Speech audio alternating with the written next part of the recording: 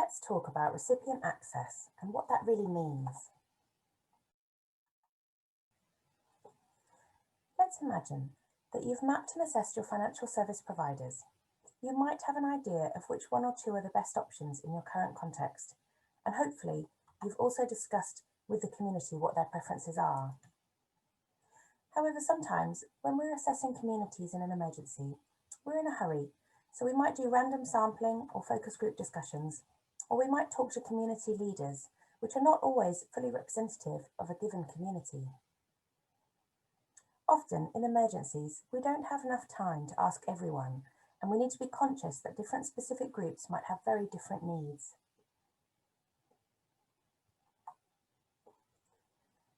If you are exploring CVA as a programme option, consider the different populations and types of potential recipients and groups.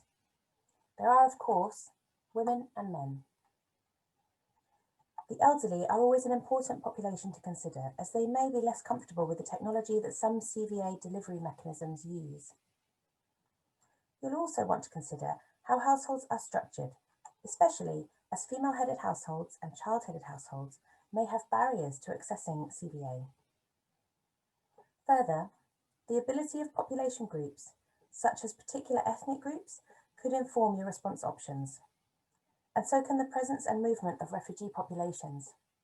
Response analysis should also take into consideration the perspectives of host communities, as they will inevitably be impacted by the response. You might notice that this list is not exhaustive. What about girls and boys? They might have different needs or challenges accessing these mechanisms. What about people with disabilities or people with long-term illnesses?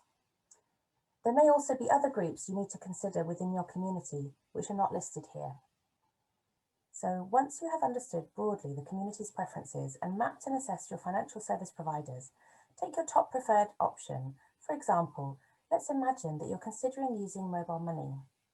Ask yourself these questions.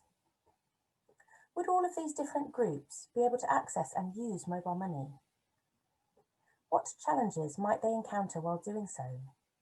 Think about whether or not each of these groups could access mobile money and where the blockages or problems might be.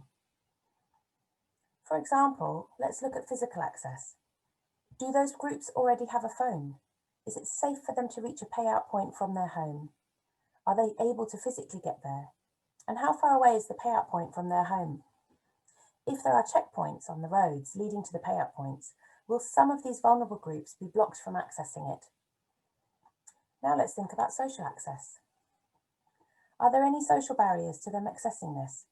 For example, some groups might be less literate or less familiar with using technology as others. Think about not just literacy in terms of reading and writing, but also digital literacy, and how many people in your target groups are familiar or comfortable using the technology. And lastly, let's look at financial access. Will some of these groups need to pay to travel to the payout point if they cannot walk or do not have their own transportation? Will they need to pay others to collect it for them? What could be done either by your team or the service provider to mitigate some of these challenges? Write these down and remind yourself of them when you are monitoring later on. Have these challenges been successfully mitigated, or are more programme adaptations required? Now go back and think through the same issues again, but imagine this time you are planning to use a bank account or an ATM card. Are the challenges the same or different? Are some options easier for certain groups to access compared to others? Now think about what would be different if this aid was delivered as in-kind goods. Would those recipient groups face the same challenges in terms of access or different ones?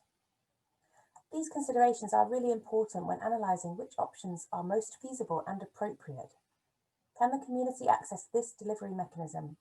And can everyone in that community access it fairly and equally?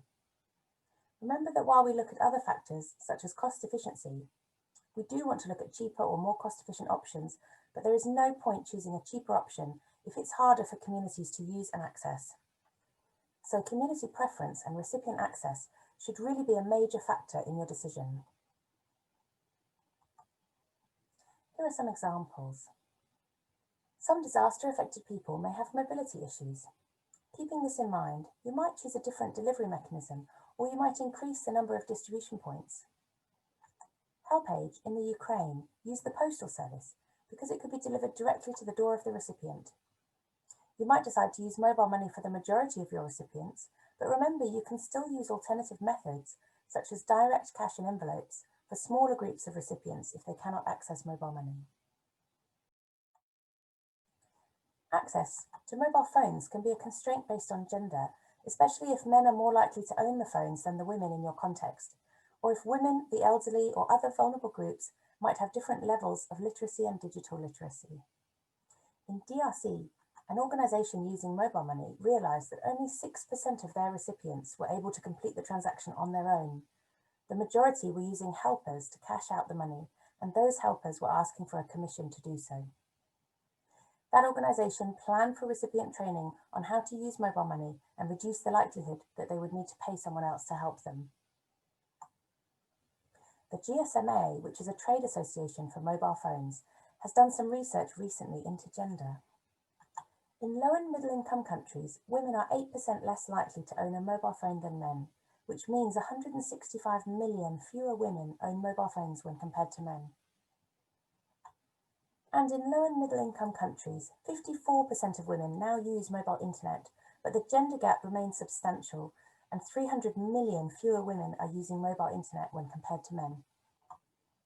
The mobile internet gap is closing. Women are now 20% less likely than men to use mobile internet, which is down from 27% in 2017. South Asia has the widest mobile internet gender gap at 51%, but has also seen the biggest reduction, down by 16% since 2017. Women are 20% less likely than men to own a smartphone, and in many countries have less autonomy and agency in both acquiring a smartphone and in its use. And among mobile users, women typically use a smaller range of mobile services. In many countries, women have to negotiate access to mobile internet if the phone is owned by the man in their household. And cost is one of the greatest barriers to both mobile phone ownership and mobile internet use for women. So these are just some examples of how social access might be different for different groups of people. In the aftermath of Haiti earthquake, most of the affected men in the community still had their ID documents because they used to carry their ID with them when they left the house, whereas most of the women lost their ID as they were generally stored in the home. In Bangladesh, the Rohingyas are unregistered, hence they have no legal documents proving their identity. Organisations created ID cards for their recipients in this case. In many countries, the use of ATM cards is not allowed for people below 18 years old. Organisations have to plan alternative distribution mechanisms for child-headed households. And that's it. I hope this video has helped you to understand different ways in which to consider recipient access to delivery mechanisms and why it matters in your response analysis.